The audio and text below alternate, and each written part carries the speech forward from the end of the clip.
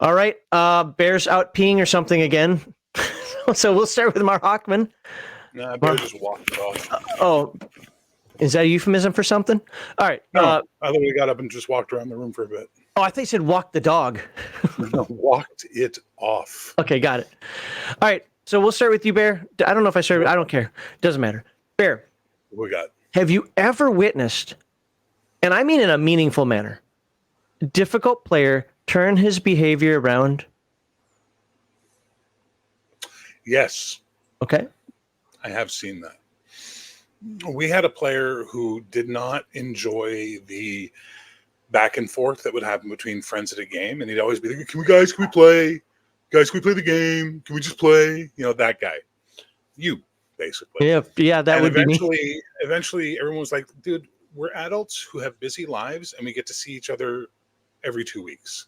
We're all friends, and we're going to joke around and be happy around each other because it's not about the game, it's about the social event. And he was like, well, you know what, that's fair. I see that. And then he started joining in and was fine after that. But it took a moment for us all to have a conversation with him, for sure. Gaming is Sir's business. Sean, same question for you. Have you ever witnessed a difficult player turn his behavior around? Yeah. Well, and it's funny, Bear said that, and I think, again, we talked about this one of the earlier segments, but yeah, a lot of times it just comes down to, hey, well, guess what? This is what everyone agreed to kind of at the table. So this is what we're doing, right? And a lot of times just expressing that and saying, hey, are you in or out? This is what everyone else is doing. You just want to get their buy-in, and that can be a quick turnaround as soon as they understand that that's like basically the ground rules for the event you're hosting. And I have seen a difficult player turnaround. I kind of already described that. I don't know. I haven't dealt with a lot of like super problem gamers because most of them. Just out of curiosity, I mean, so one of the things we run into here, and I've got a question for you on this. A lot of times when we talk to people here, they don't have these problems because they don't play at gaming stores. They pretty much have their own group or one or two groups in their local area. Being in the Air Force, I spent a lot of time going to gaming stores because that was where I found my initial groups, whether it's War Games West in Albuquerque, I forget the name, at Springfield Mall in Virginia, whatever. So a lot of this stuff actually came up way more often for me than it did for other people. People be like, oh my God, what kind of crazy groups were you in? Well, gaming store groups. Well, I think I've run a ton of con games, right? Mm-hmm. And so I think I have run into it, but a lot of times if the story is engaging, like say I would run published adventures, a lot of times maybe I wrote them or my friends wrote them and it's in one of our books or something, right? So, but if you're really keeping people engaged with that story, like, do they really have a lot of time to really act out? I think a lot of times what happens is, especially in those kind of situations, is people start acting out because either there aren't like just really clear basic boundaries, or it's basically a symptom of not enough engagement with the game itself, and maybe that means that as a game master, you just need to pick it up. And keep things rolling.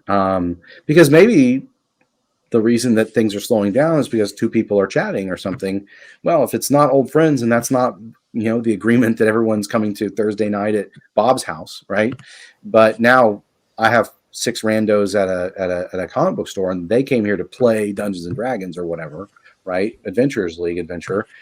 Run the dang adventure. That's the freaking point. So, those are very different. To me, those are very different situations. And so maybe the solution it could be a radically different solution because there's a different implied contract there, social contract there when you come to that table.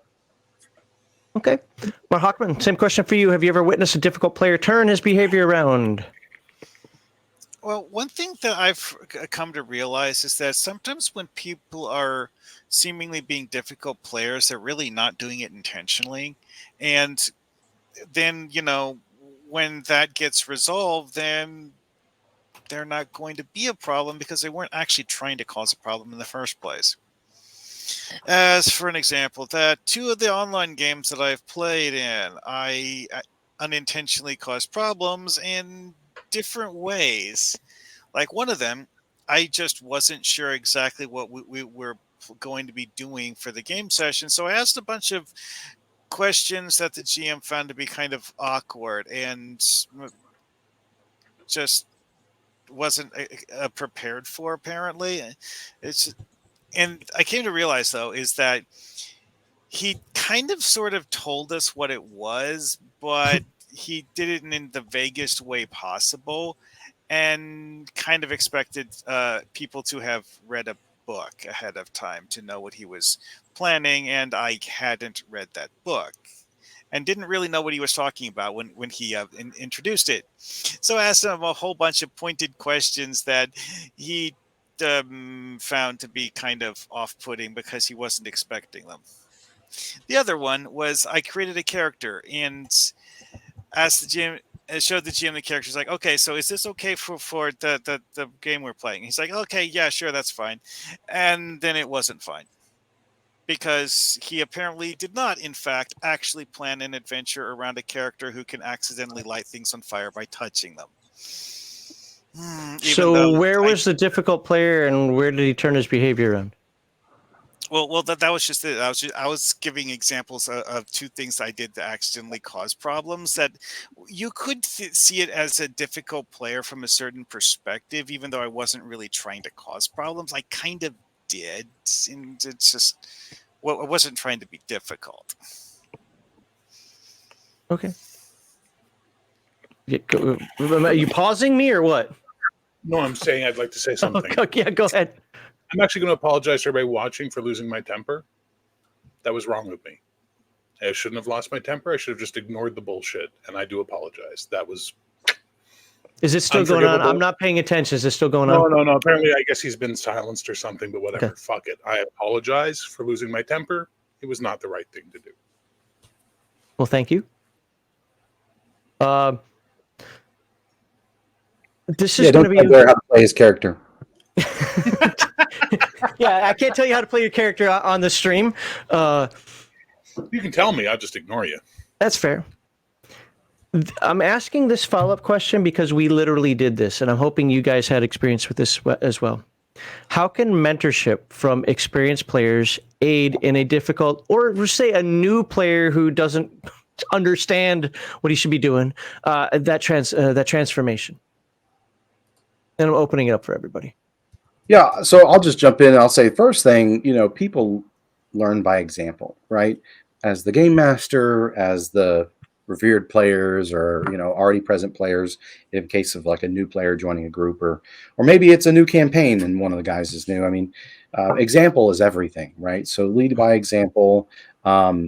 If you're one of the experienced players and you have a dispute with the game master over a ruling or something like that, well, hey, take the high road and show everybody else how it's done, right?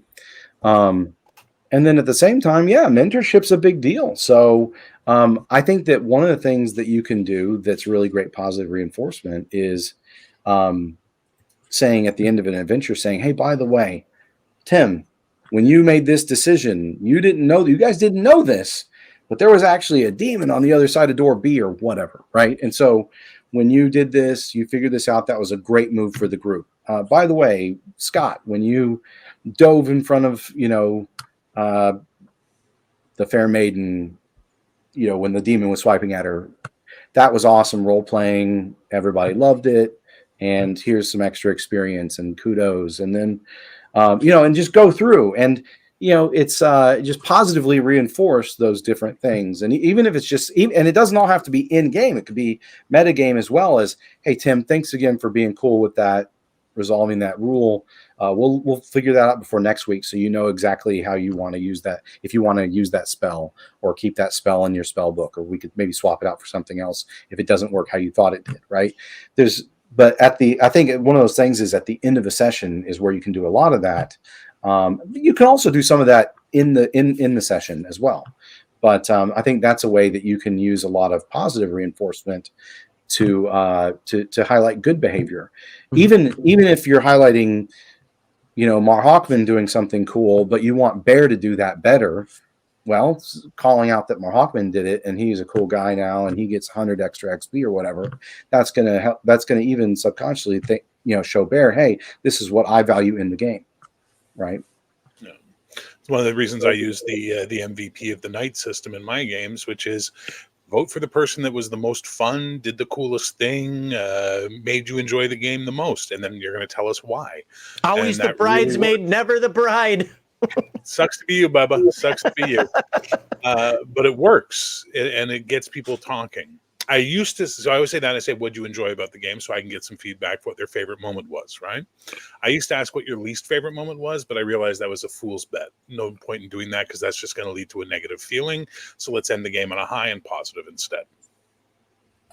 But that helps. Like Sean's saying, it helps encourage everybody else because now they want to be the person that gets that vote next time, right?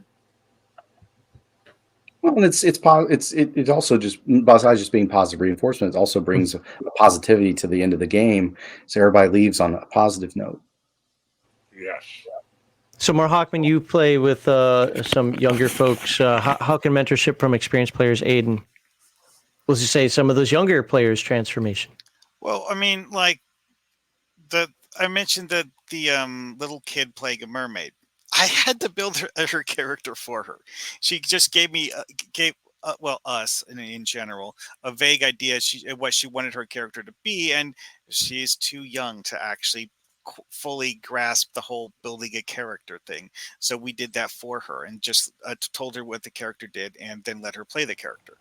Okay, that's mechanic side, but we're talking about playing at the table. Talk about everything from boundaries, spotlight hogs, and. But also, it's like that includes explain to her what she's able to do in the game with her character, not just this is your spell list, but like also it's like how the game works and so on. Kind of step her through the basics of role playing. Yeah, exactly. Yeah, I'm more like an African village. And it's something I encountered when I was a teacher. And it was taught to me by some guys from Kenya and from Nigeria who explained to me, Kenya and Cameroon, who explained to me in their cultures, they see it as every member of the village is responsible for the behavior of everybody else in the village. So rather than having me as a teacher police someone who is misbehaving, they took that person aside and had a conversation with them about their behavior not affecting being positive or helping the group. That blew me away. Sometimes you got to rough somebody up. Well, no, it just took something off my plate that I didn't have to deal with anymore because that person then came back to me after the break and apologized for their bad behavior and was a perfect student for the rest of that course. So I think sometimes we can talk about GMs have to do this, GMs have to do that, but there is a certain level of onus on the group as well to police itself, and it's not a dictatorship, it is a collective.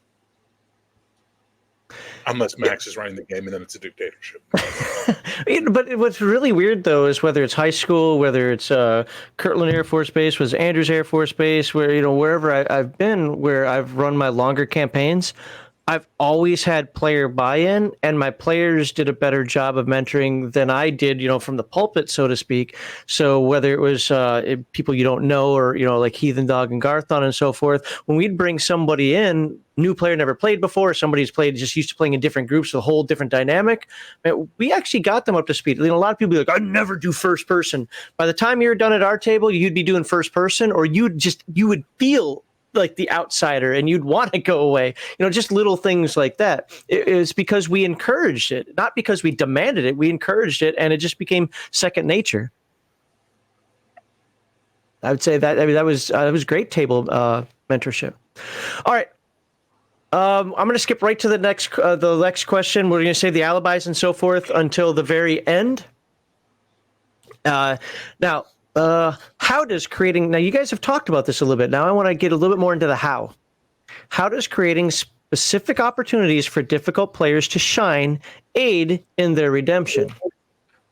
And I don't know where I am. I think I did Bear last time, so I'll start with Sean. If I'm wrong, then I think Sean. Hawkman's going to go first. Okay, Marhawkman can go first. Marhawkman, how does creating specific opportunities for difficult players to shine aid in their redemption?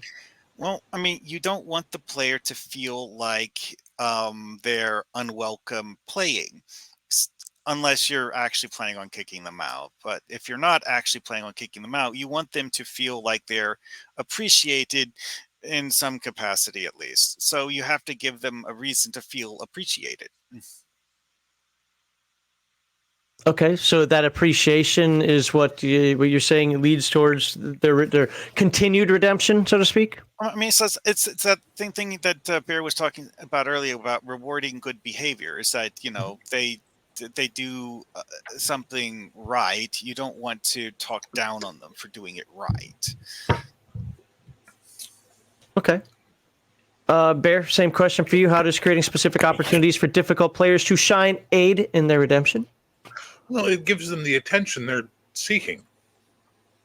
This is the thing, right? It's all people's. Okay, so a flaw is generally a virtue overworked, right? And the source of most interpersonal conflict is going to be a lack of feeling of validation. So if this person wants to feel validated, they want to feel appreciated, they want to feel part of the group, by giving them some spotlight, by paying some attention to them, by working with them and engaging them in the game, you might actually put a little solve on that thing that's their ego is not getting. You might help reduce their ego a little bit. So it can be beneficial in that regard.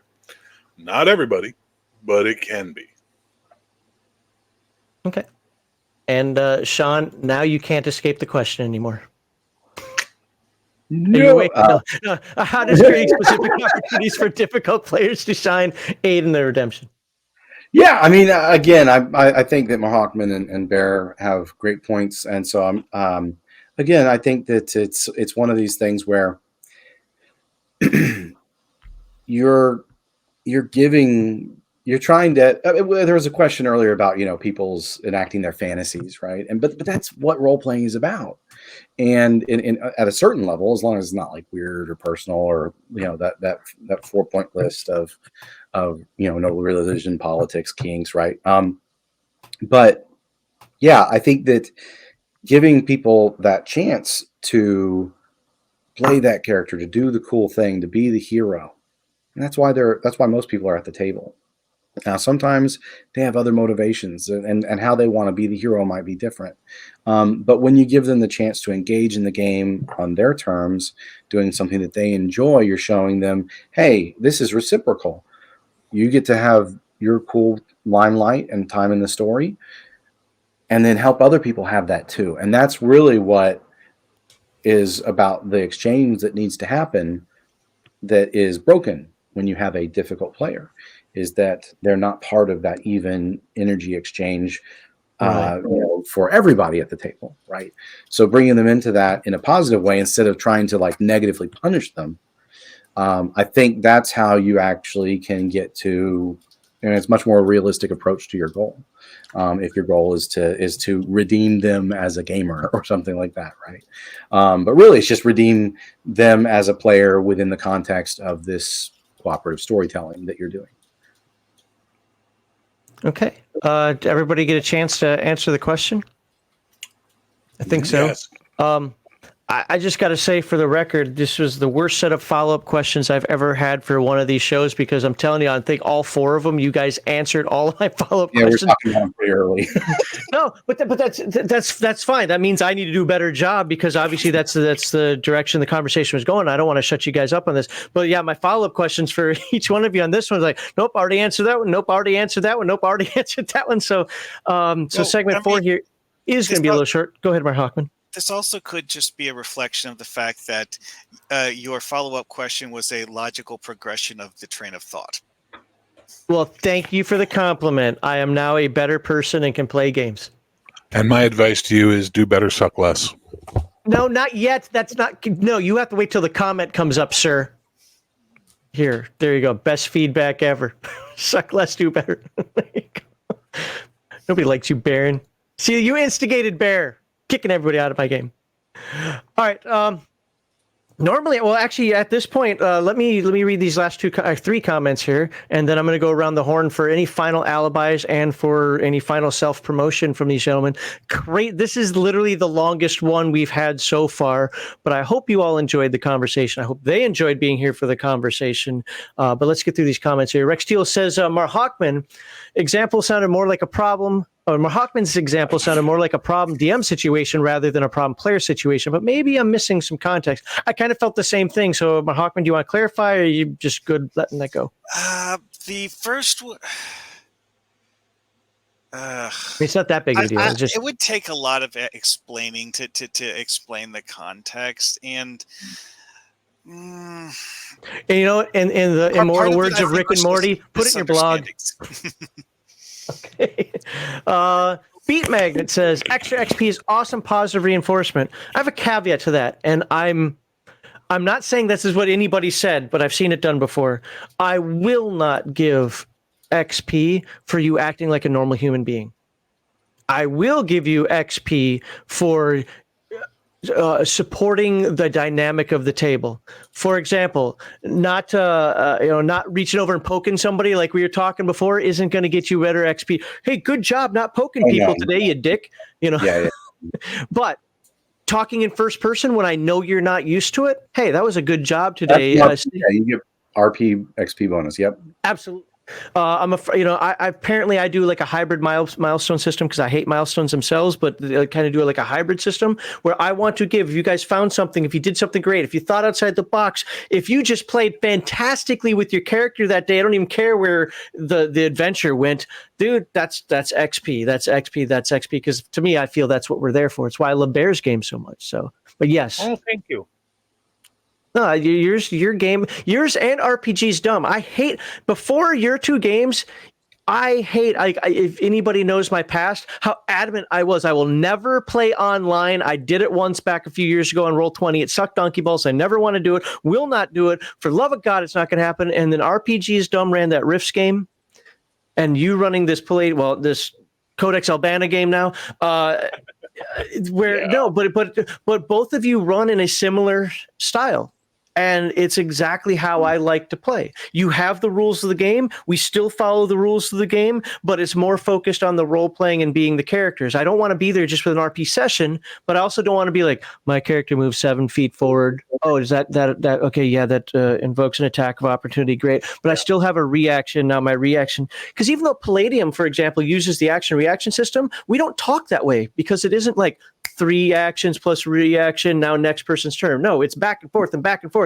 I'm doing this. Well, I'm going to try to block. Well, I'm going to try to do this. I'm going to try to do this. And all of a sudden, you use up 7 actions, and I'm out. It's an interleaved, interspersed action system, as opposed to taking basically 3 actions at the same time. I'm going to move back, attack action. I'm going to take a bonus action, right? So that was the best piece of advice I got for running Palladium was use the actions as a round robin system.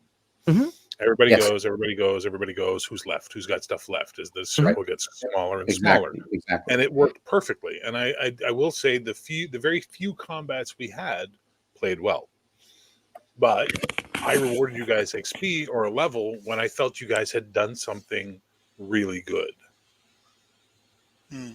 Well, that is actually something that I've found to be a problem in 5e, is that it basically just says, like, okay, this character has 3 actions, so spam all of them. No, that just doesn't flow well in combat. I find that, I mean, I did play other games before I played Palladium, but it's one of the things that makes it one of my favorite systems is everyone stays active. Yep. As long as everyone's focused on how do I react, what's my next action, you just keep that going, and it can just kind of speed through. But you see everything happening step by step. It's very cinematic to me. After playing 5e, I actually wanted to homebrew a system to do just that. Palladium, man, why you're involved in all of our Palladium videos? Are you watching? Why do you not own the entire collection? It should be behind you. All right. And then we had a final super chat here. Thank you, Law Dog, for the super chat. Really appreciate that. Just want to remind folks there isn't going to be a segment 5 tonight, and we're not even close to the giveaway. So, but players policing other players, it's like a basic training blanket party. There you go. And that's what is your major malfunction, Private Pile? Code red. So no, I mean that's all about. That's not about the drill sergeant. That's what everybody else does to the guy. I know. I'm just, I didn't feel like doing the noise that he makes as they're beating him with right. Like it was a little much. Oh All right, man. we're gonna go in reverse order here. Marhawkman, is there anything that you didn't get to say today, or you didn't get to respond to today? And then at the end of that, please shill whatever you do. Tell people what channel they can find you on and what you do there, and then we're gonna move on. Well, I sometimes stream on Twitch, and I regularly post videos to YouTube. Both of them are under Marhawkman, which is tab right here. As for the things I wanted to say, I actually don't have a problem with players playing off-gender characters. It's just that this assumes that they follow all of the other rules. Okay. All right. Sean, same thing. Any alibis, anything else you want to bring up that we didn't touch or you didn't get to answer? And obviously, once again, who you are. And please tell us about your upcoming Gen Con as well. Yeah, sure. I don't know the whole cross gender. Everyone's answered that question now. I told my buddies when we were in high school, I was like, "You're not good enough role players to play a female." So I said, if you guys really, really up your game as role players, maybe I'll let you do something different in a later campaign. But it just kept it simple, I think, especially for dumb kids.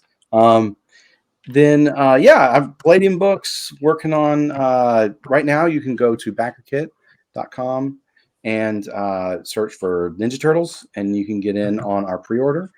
We have closed up the Backer Kit Pledge Manager for people who pledge to the Kickstarter for TMNT and Other Strangeness, the Teenage Mutant Ninja Turtles and Other Strangeness Redux Edition, RPG Redux Edition. But you can still do the pre-order, and that's awesome because you get a good discount on the books right now. And let's see. They're beautiful. They're going to be amazing. We are going to be at Gen Con. I think we're booth 617. We're like right next to Chaosium. Oh, I should have had that ready to go. Sorry. Oh, that's all right. That's all right. I should have too. But we're going to have, if things go well, we're going to have a giant Ninja Turtle. You can Leonardo with his swords crossed that you can take a photo with. So, and we'll be you'll be able to sign up for our newsletter, sign up for pre-orders and stuff like that for the books. And we're going to have everything, all of our basically our entire library of awesome role-playing games there as well.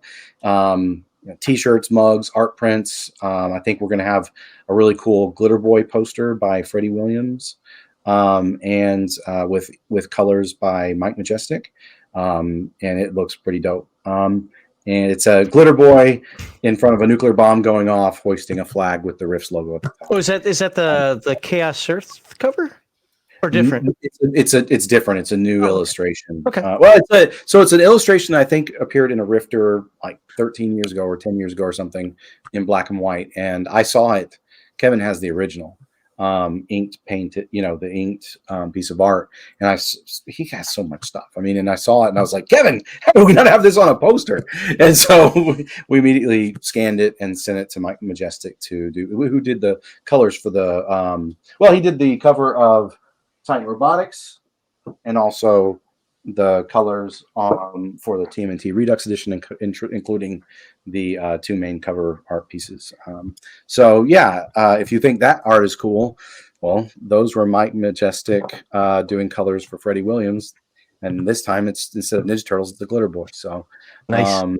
It looks pretty dope. So anyways, that's the big things we got going on. And hope to see a bunch of you guys at Gen Con. If you're there, please come by and say hi. We have a couple of panels. And if you sign up for our newsletter, we're listing the times in there. I'm sure that you can go on the Gen Con website and find the times. I don't remember. Sorry. Not sorry. But anyways, yeah. I don't have it up. I didn't even think about that. I should have. I said that's bad hosting on my part. I've just been busy with books, and it's been nuts lately. So, but anyways, we'll be there. I'd love to see you guys. Thanks again for everybody who chimes in. So, all right, I have to. It's away from me. No, I didn't tell her how much I paid for them. That's why. For folks that don't know, that's my wife, so she's spying on me right now. Law Dog says, please hit the like button. Yes, please do. And how far off is the giveaway? Far. How far? I don't want to say the number because I really don't want to have a segment 5. We're $46. $46, Law Dog. So you got the time I show my shit to think about what you want to do about that, Law Dog. there you go, and that's where we are now. But Law Dog, thank you, seriously, thank you very much for the super chats today and the $20 one right there. And then, folks, Bear, please tell us. Hey, Bear Gen X GM. My channel is at Bear Gen X GM. So if you want to come by and subscribe, you're more than welcome to. We talk gaming, we do live streams. If you want to see how I handle female players and male players, come on by and see some of my games where we have women and men playing. What? Amazing. I know, it's amazing. But incelophobia simping guy here, so whatever. And more than that, Heroic, we're currently in production. We're working hard. The first 3 chapters have been sent off to the layout guy so we can do the art order. The final inks on the cover just came in and they're fucking beautiful. And then they're going off to the colorist to get colored, and then I'll be revealing that to everybody very soon. And I love role-playing games, and I love talking about role-playing games, and I love having civil conversations with people who understand how to talk to others in public and politely. And yet he comes here. No, you know what? No. I will give you your dues. You have turned this channel around in a big way, sir. You have really, really turned this from being a rant fest negative hole, when I used to make the joke that I was on Fox RPG, ha ha ha ha, to now it's actually intelligent, decent, productive conversation about this hobby that we all love and has brought us all together and makes us all hang out together. So my hat is off to you, Mr. Liao. Well, that's a credit to you guys. I just sit here and bloviate. No, shut the fuck up and take the compliment. I'm taking Jesus it. It's Christ. you, but it's you guys on the panel that actually make people really. You just happen to come to my house. Thanks. Appreciate it. Crafty Matt's here taking shots. There we go. Yep. Yep. All right. But so, by the way, just so everybody knows, next week, because July is a weird month, we do not have a public live stream. It'll be members only. And then on August 2nd, when people like Sean are at Gen Con, we'll be talking about the art of campaign creation. And got 1.5 people signed up for that right now. So there is room for one more. And if Malachi ever decides, if he wants to do something or not, shit or get off the pot, as they like to say, sir.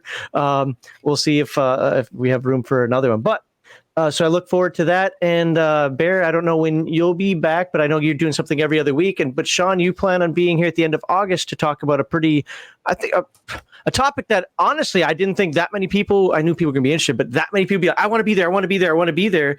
And that's going to be about talking about the business side of everything from like a Kickstarter to how to put the stuff together. Here, let me see what it is.